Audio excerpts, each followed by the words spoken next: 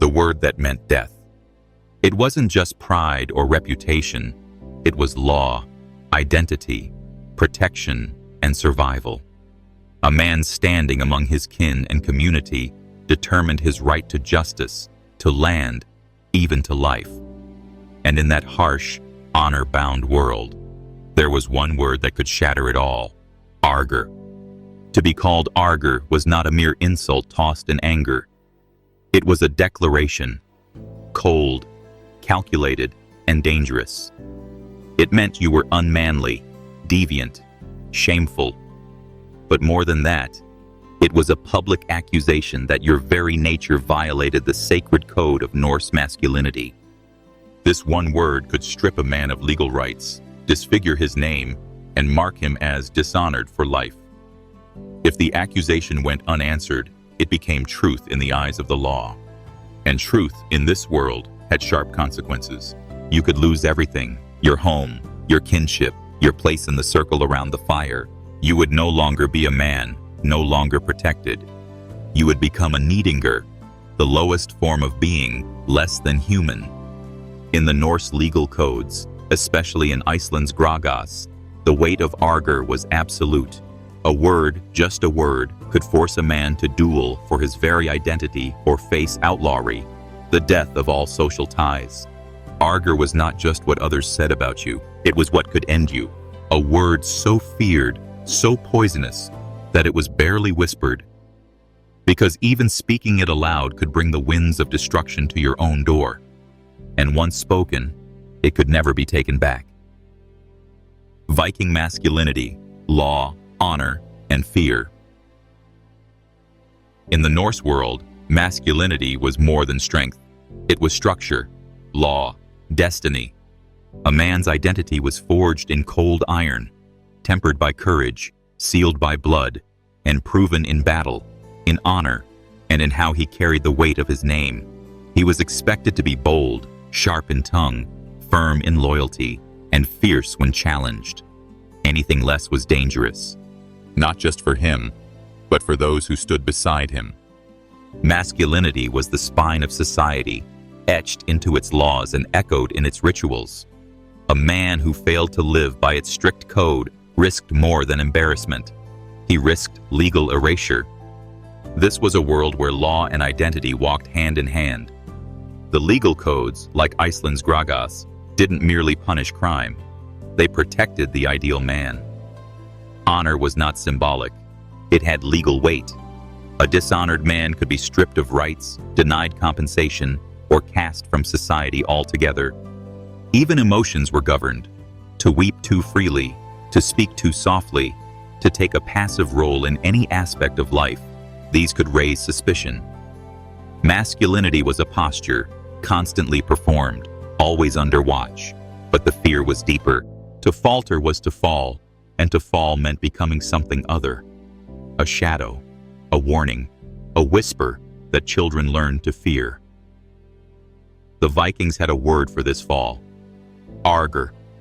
It was the label for the man who failed at being a man. And once that label stuck, the laws no longer protected you. Because in this world, a man's worth was not in his wealth. It was in his honor. And honor was a blade that cut both ways. The meaning of argr and ergi. In the language of the Norse, not all words were equal. Some could name gods, others summoned storms, and a few, whispered in firelight or shouted across a hall, could unmake a man. One of those words was argr. Its shadow stretched far beyond its letters. It meant unmanly, yes, but not in any one way. It was accusation, shame, taboo, and judgment bound into a single breath. To call someone argr was to say they were not just weak, they were wrong.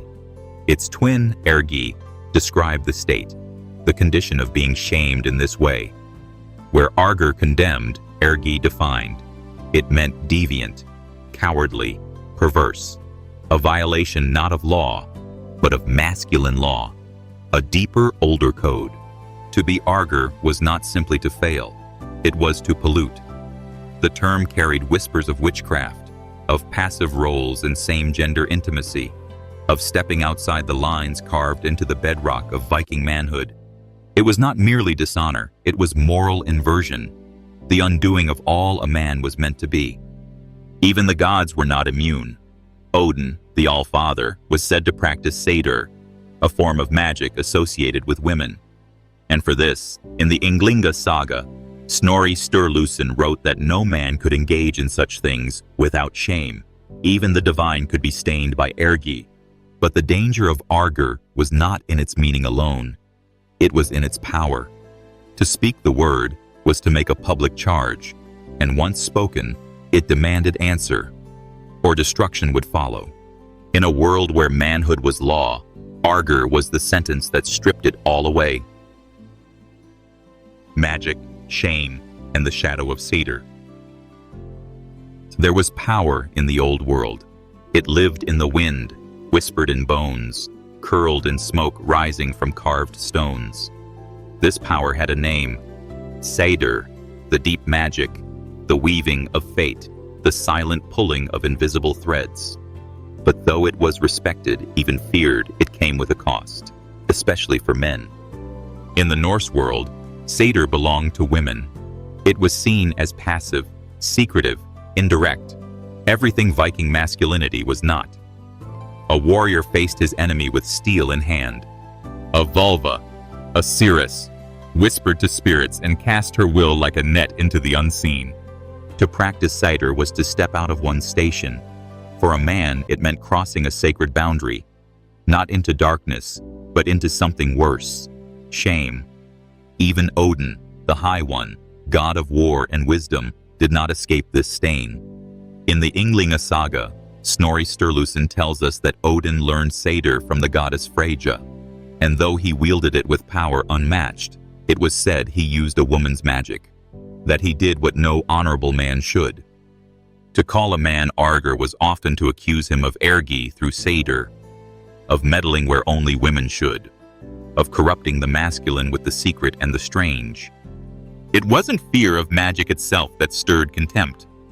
It was fear of what it meant for identity, that a man might be something else beneath the surface. In a world so defined by roles, by strength, by honor, by action, sever was the quiet undoing of that order. And for men who dared to hold it, even gods, the price was suspicion, ridicule, and the slow erosion of respect. Need, the legal curse. Words were weapons in the Viking world, sharper than axes, harder than stone. But among all utterances, one form stood above the rest: the enid. A nid wasn't merely an insult. It was a public curse, a spoken wound meant to cleave a man from his honor. It called him argr, unmanly, shameful, polluted, and once spoken aloud, it could not be ignored. The Norse believed that reputation was life. To let a need stand unchallenged was to accept it, to wear the mark of ergi openly. Law made no room for the shamed. A man who did not respond was seen not just as guilty, but unworthy of protection. And so came the ancient rite, the holmgang, a ritual duel, a reckoning. It was not always to the death, but it was always to the truth.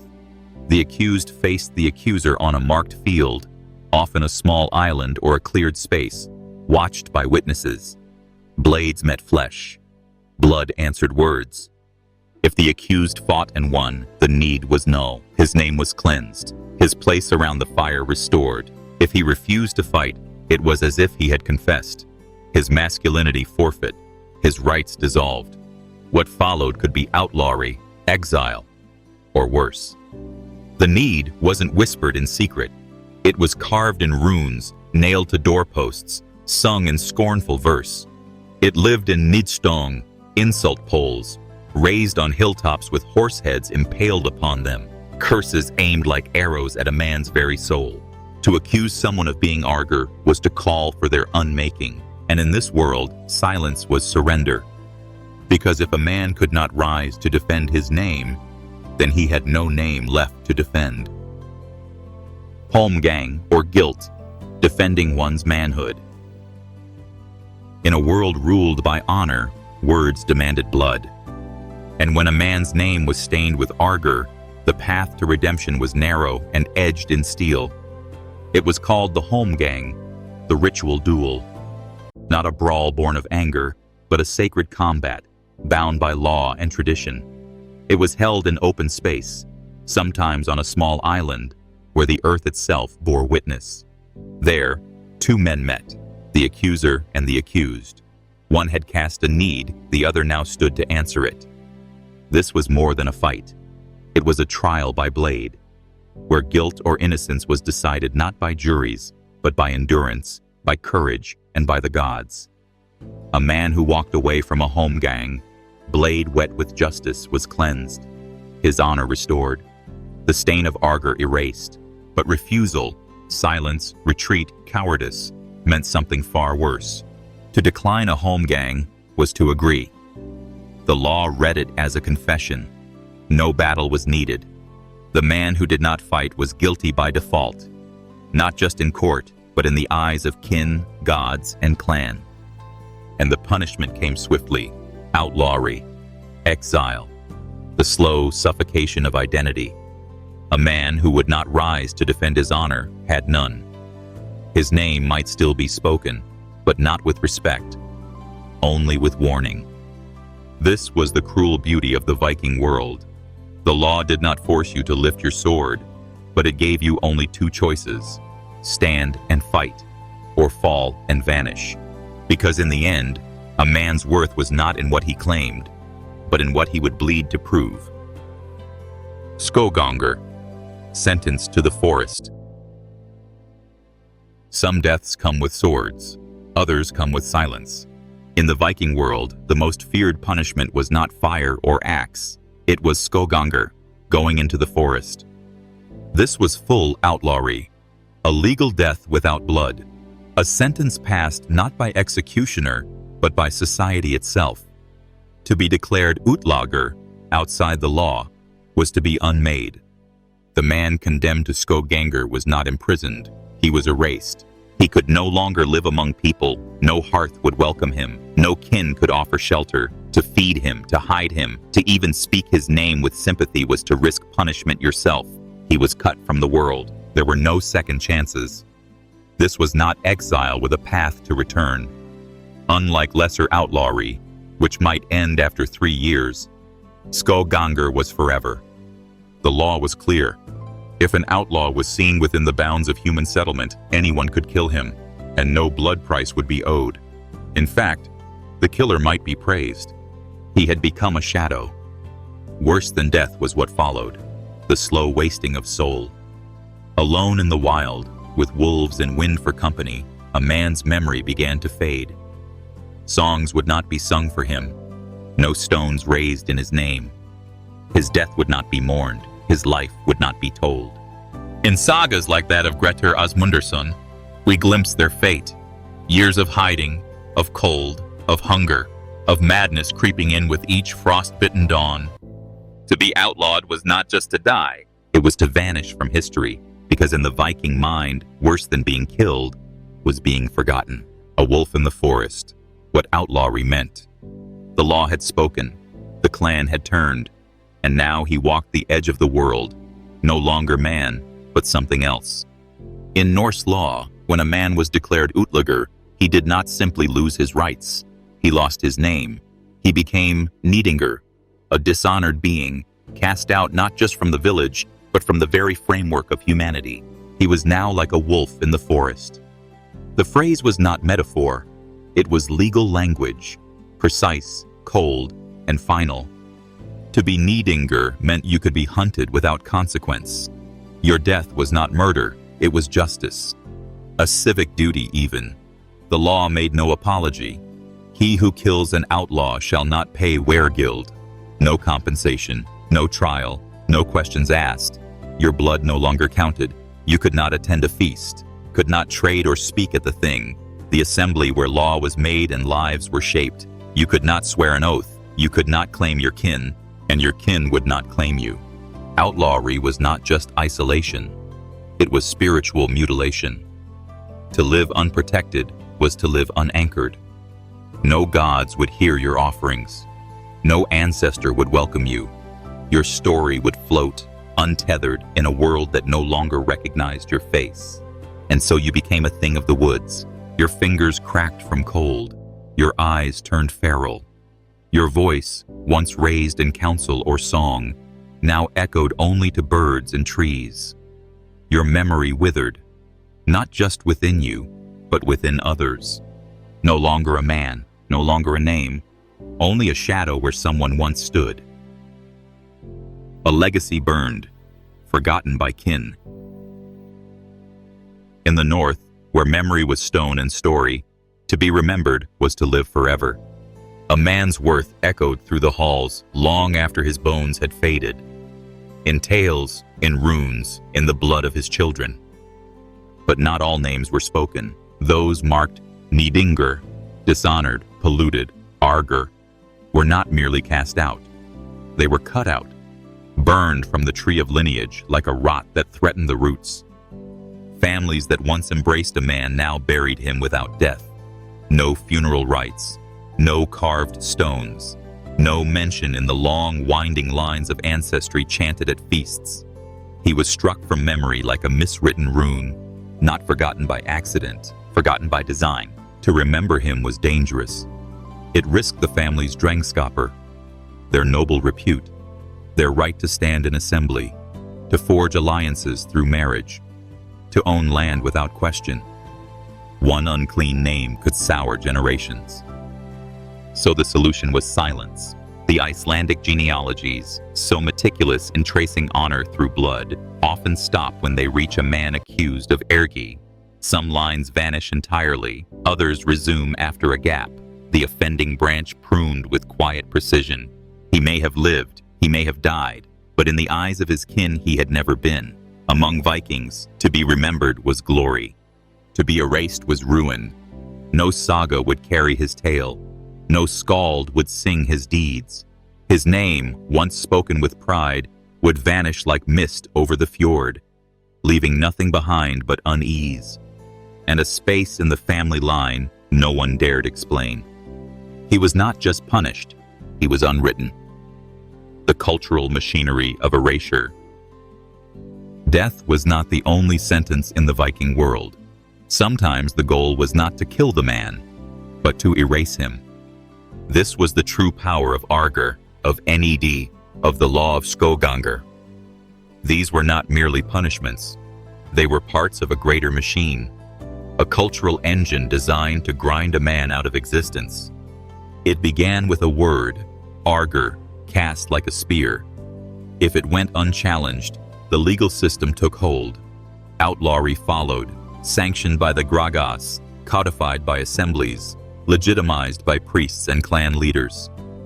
The accused became outlawry, without rights, without protection, without personhood. But law alone wasn't enough. The community carried out the rest. Whispers did their work. Feasts went on without a place for him. Stories adjusted. Genealogies skipped. His name, if spoken, became a warning, not a memory. Mothers taught sons never to follow his path. Fathers offered no defense. Friends vanished. His blood became a burden. Even stone, which bore the names of warriors and kings, remained silent. This was institutional forgetting, sharpened by fear. Not just fear of the man, but fear of what he represented. The breakdown of order, of role, of honor. To allow such a man to remain in memory was to question the boundaries themselves. The Norse world could not allow that, so it erased him, with law, with shame, with silence. He became a ghost who had once worn a name, and as he vanished into the forest, into exile, into frost and hunger, the machinery turned, quiet, efficient, complete, not to kill the man, but to kill the idea of him. From argr to outlawry, the road to oblivion. It began with a word, one syllable, one curse, argr, spoken by another man or carved into wood, perhaps whispered around a fire, perhaps nailed to a doorpost on a pole crowned with a horse's head, a nidstong, raised in contempt and warning. But that single word, argr, carried the weight of death, not of the body, not yet, but of something deeper: honor, identity, and soul. If the man accused did not challenge it, did not draw steel and demand holmgang, then the word began to grow. It rooted into the bones of the law, spread through the branches of custom. It became legal fact.